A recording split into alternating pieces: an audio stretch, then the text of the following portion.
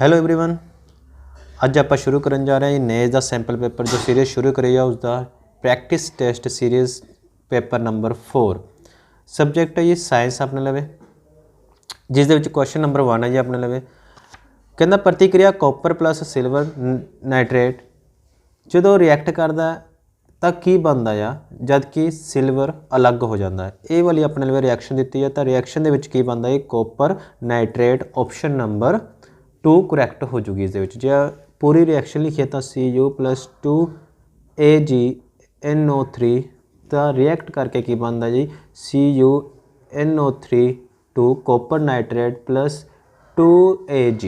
ठीक है जी, ये अपनी पूरी रिएक्शन है तो की बनता है copper nitrate option number 2 correct हो जू इस जी।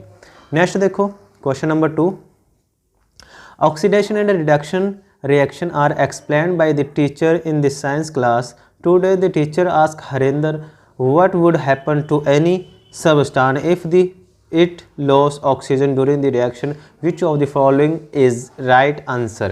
देखो जो ऑक्सीजन एड हो रही होवे एड ऑक्सीजन हो रही होवे तो अपन पता कि ऑक्सीडेशन होंदी है और जो ए लॉस हो रहा होवे ऑक्सीजन का तो अपन पता है रिडक्शन रिएक्शन होंदी है। ठीक है जी, तो इस दे विच विच अपन कह रहे कि लॉस ऑफ ऑक्सीजन हो रहा था इस दे विच की होगी रिडक्शन होगी लघुकरण होगी ऑप्शन नंबर 2 करैक्ट हो जू इस दे विच। नैक्सट देखो question number 3 Renu mother gifted her a silver bagel on her birthday but after the few days a black color layered on it. this layer is ये लेयर का दिया अपन पता कि जो सिल्वर मॉइस्चर के नाल रिएक्ट करता ऑक्सीजन के नाल रिएक्ट करता तो की बनाता ही सिल्वर ऑक्साइड बना तो ऑप्शन नंबर 2 इस दे विच करैक्ट हो जूगी क्योंकि की बनूगा सिल्वर ऑक्साइड। ठीक है जी, नैक्सट देखो क्वेश्चन नंबर 4 हेठ लिखे विचों केड़ा कमज़ोर तेजाब है which of the following is weak acid इस दे विच वीक एसिड जो है जी option number 4 ethanoic acid. Next देखते हैं क्वेश्चन नंबर 5 है अपने लवे जी which of the following is mineral acid इन्हां विचों केड़ा मिनरल एसिड है जी वो है अपने लवे hydrochloric acid option number 4। Next है question number 6 which acid is found in curd दही दे विच केड़ा एसिड हुंदा जी वो हुंदा जी लैक्टिक एसिड। ठीक है जी, नैक्सट देखो question number 7 out of the following dash is the least dense metal इन्हां विचों घट सब तो घट डेंस मैटल केड़ी है जी वो है अपने लवे सोडियम ऑप्शन नंबर 4 करैक्ट हो जू इस दे विच। नैक्सट देखो question number 8 which of the following is displaced by the copper नूं कौन डिसप्लेस करूगा जे इस दे विच देखिया जाए रिएक्टिविटी देखिया जाए जिंक की सब तो ज़्यादा है उस तो घट आयरन दी है उस तो घट कॉपर दी है और उस तो घट Ag दी है। ठीक है जी, सब तो घट Ag दी है तो आपां नूं पता देखो कॉपर जो इसनूं डिसप्लेस कर सकदा वो सारे इन्हां विचों डिसप्लेस यानी कॉपर किस द्वारा डिसप्लेस किया जा सकता तो कॉपर जो है वो Ag नूं डिसप्लेस कर दूगा क्योंकि copper is more reactive than Ag। अगर इन्हां विचों पूछा जाता तो आप कहेंगे कि जिंक इज़ मोर रिएक्टिव तो Ag नूं डिसप्लेस कर दूगा कॉपर तो ऑप्शन नंबर 1 इस दे विच करैक्ट हो जूगी जी। नैक्सट देखो question number 9 one of this metal which occurs in the free state is केड़ी फ्री स्टेट दे विच आपां नूं मिलती है जी वो मिलती है प्लेटिनियम ऑप्शन नंबर 4। नैक्सट देखो question number 10 which of the following is not an allotropic form of carbon इन्हां विचों केड़ी एलोट्रोपिक फॉर्म नहीं हैगी जी। देखो ग्रेफाइट डायमंड और फ्लोरीन ये सारे फ्लोरीन ये सारे की ने जी एलोट्रोपिक फॉर्म ने ऑफ कार्बन तो इस दे विच ऑप्शन नंबर 1 करैक्ट हो जूगी। नैक्सट देखो question number 11 which of the following represent the correct decreasing order of the hydrogen atom atom के एतबार के नाल किस दे विच सब तो वध हाइड्रोजन एटम ने उस तो घट तो सब तो घट अल्केन दे विच आपां नूं पता सिंगल बॉन्ड हुंदा और हाइड्रोजन की संख्या सब तो वध हुंदी है हाइड्रोजन सब तो ज़्यादा हुंदे ने अल्कीन दे विच डबल बॉन्ड हुंदा उस तो घट हाइड्रोजन हुंदे ने कार्बन दे विच डबल बॉन्ड हो जाता और अल्काइन दे विच तां सब तो घट हुंदे ने क्योंकि ट्रिपल बॉन्ड हुंदा कार्बन दे विच तो ये सीरीज़ डिक्रीजिंग ऑर्डर के एतबार दे नाल सही है तो ऑप्शन नंबर 1 करैक्ट हो जू इस दे विच। नैक्सट देखते हैं question number 12 detergent are sodium और potassium salt of long chain of किस दी लॉन्ग चैन बनाते हैं जी ये किस दे नाल मिल के बनाते हैं सल्फोनिक एसिड दे नाल ऑप्शन नंबर 4। नेक्स्ट देखो question number 13 the valency of all the elements which present in the given group of the periodic table follows the trend as we move from top to bottom in that group. तो इस the valency दे विच की होगा जो आप group दे विच चलते हैं जी group दे विच चलते हैं तो वैलेंसी सेम रहिंदी हुंदी है ठीक है जी। हाँ जो आप पीरियड दे विच चलते हैं तो चेंज होंदी है जी ये याद रखियो। तो ग्रुप दे विच वैलेंसी हमेशा सेम रहिंदी है तो ऑप्शन नंबर 3 करैक्ट हो जाएगी remain same. Number 14 question number 14 वर्गीकरण के किहड़े कानून नूं अष्टक दा सिद्धांत किया जाता है यानी कि which law of the classification is known as the law of octaves ये क्या जाता है न्यूलैंड के लॉ नूं ऑप्शन नंबर 2 इस दे विच करैक्ट हो जू। इस दे विच की कहता तो इसने कि अगर फर्स्ट एलीमेंट देखे और नैक्सट आप 8th एलीमेंट देखिए तो इन्हां दी जो प्रॉपर्टीज़ होणगियां वो सेम होणगियां जिहड़े इन बिटवीन होणगे 1 2 3 4 5 6 7 ये जिहड़ी फर्स्ट वाला हुआ एलीमेंट उसकी प्रॉपर्टियां लास्ट वाले नाल सिमिलर होणगे इसनूं कहा जाता लॉ ऑफ ऑक्टेव्स ठीक है जी। नैक्सट देखते हैं क्वेश्चन नंबर 15 एक विद्यार्थी नूं आधुनिक विरती सारणी विच इलैक्ट्रॉन संचार 288 वाला एक तत्त कित्थे मिलेगा where would the student find an element with electronic configuration 288 in the modern periodic table ये आपां नूं मिलूगा जी ग्रुप 18 दे विच क्योंकि इस दे विच नंबर ऑफ इलैक्ट्रॉन 18 ने यानी कि लास्ट वाले ग्रुप दे विच पिया होगा जी। नैक्सट देखते हैं question number 16 kidney is the part of which system किहड़े सिस्टम का हिस्सा जी वो हैगा अपने लिए एक्सक्रीटरी सिस्टम का हिस्सा जी किडनी अपनी तो ऑप्शन नंबर 3 इस दे विच करैक्ट हो जू। नैक्सट देखते हैं question number 17 What is the role of the saliva in mouth? To break the starch into the sugar बिल्कुल सही है जी। To stop the teeth decay बिल्कुल सही है। To moisten the food ये भी ऑप्शन नंबर 3 भी करैक्ट है। इसका मतलब all of above उपरोक्त सारे जी ऑप्शन नंबर 4 आ वो करैक्ट हो जूगी जी। नैक्सट देखो question number 18 xylem is the plant are responsible for किस दे काम आउंदा है जिहड़ा एक्साइलम है जी वो ट्रांसपोर्ट दा काम करदा जी वो करदा है ट्रांसपोर्ट ऑफ वाटर यानी कि जो रूट्स दे विच जो वाटर वगैरह आउंदा मिनरल्स वगैरह आउंदे ने उन्हां दा ट्रांसपोर्ट करदा है बाकी हिस्सियां तक यानी कि जे लिखिया जाए एक्साइलम ये ट्रांसपोर्ट का काम करदा है ट्रांसपोर्ट वाटर एंड न्यूट्रिएंट्स ठीक है जी। अगर फ्लाइम देखा जाए ये की करता है जी ये जो फूड यानी कि कार्बोहाइड्रेट्स हो गया या आप कहते हैं न्यूट्रिएंट्स हो गए जो रूट्स दे विच लीव्स दे विच हुंदे ने वो बाकी हिस्से तक पहुँचाउंदा जी ठीक है जी। इसका काम फूड नूं बाकी सारे हिस्सों तक पहुँचाना जी ये दो ही एक्साइल और फ्लाइम याद रखियो। नैक्सट देखो question number 19 involuntary action in the body are control by which part of the brain जिहड़ा इनवॉलेंट्री एक्शन हुंदा वो जिहड़ा कंट्रोल किया जाता जी वो कंट्रोल किया जाता पिछले दिमाग विच मेडुला द्वारा यानी कि मेडुला इन हेड ब्रेन द्वारा ऑप्शन नंबर 3 करैक्ट हो जू इस दे विच।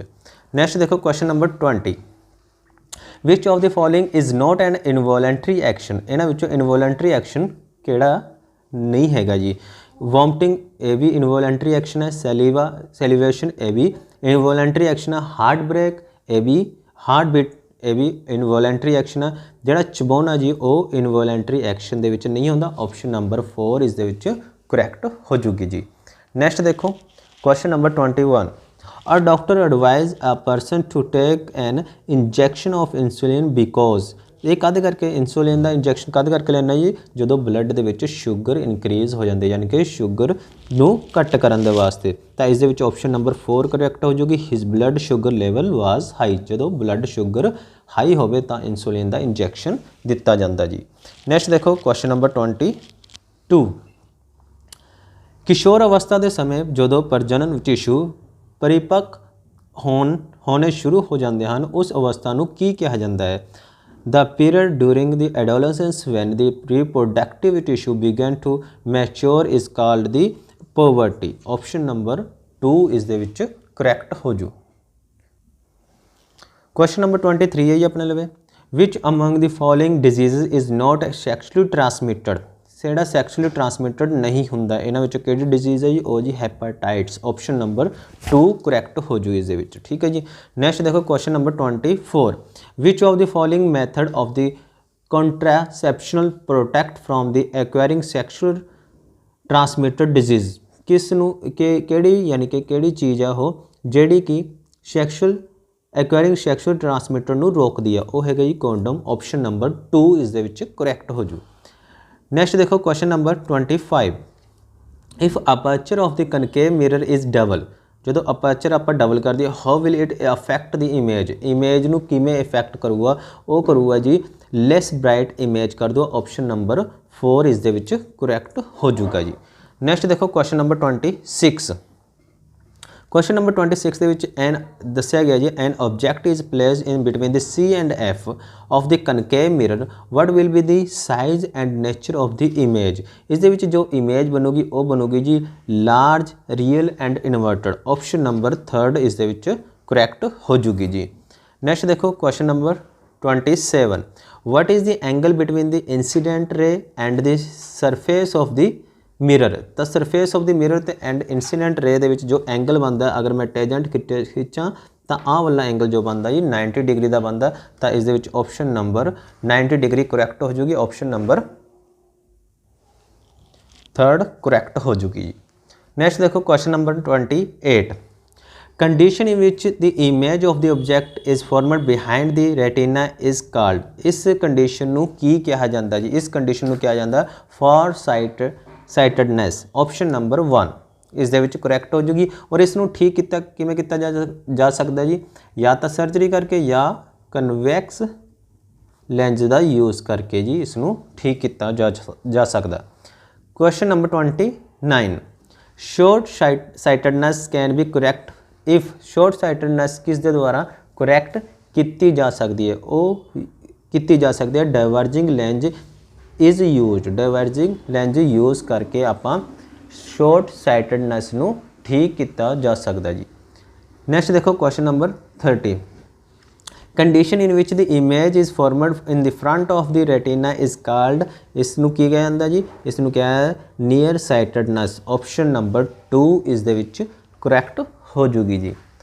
नैक्सट देखो क्वेश्चन नंबर 31 दे विच आपां नू कहता गया जी if I is the current flowing through the conductor and E is the charge on one electron find the number of electron passing through the conductor in time t second दे विच जो पास हो रहा है। आपां नूं पता है कि I किस दे इक्वल हुंदा Q अपॉन T और Q किस दे इक्वल हुंदा NE upon T।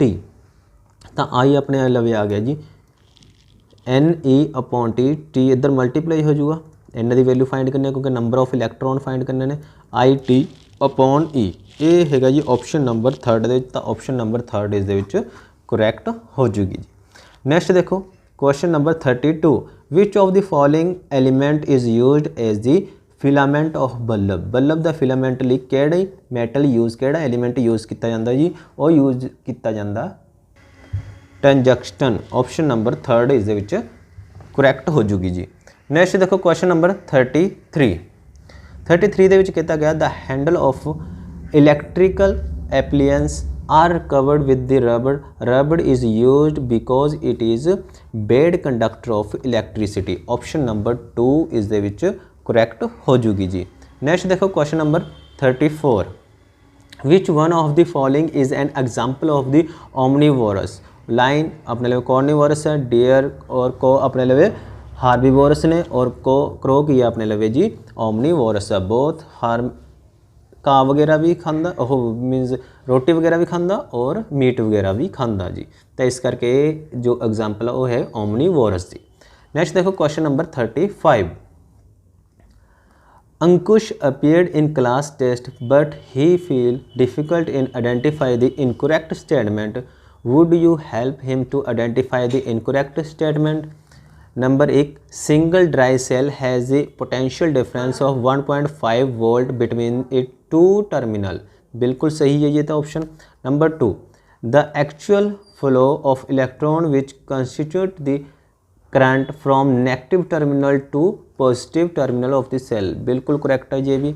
Number 3, the conventional direction of the electrical current is from positive terminal of the cell और a battery to the negative terminal through the outer circuit. ये भी बिल्कुल ठीक है जी। तो 3 ऑप्शन 3 ही ठीक ने। तो इस दे विच जिहड़ी ऑप्शन नंबर 4 करैक्ट हो जाएगी कि इन्हां विचों कोई भी इनकरैक्ट स्टेटमेंट नहीं हैगी जी। सारियां की ने करैक्ट स्टेटमेंटां ने।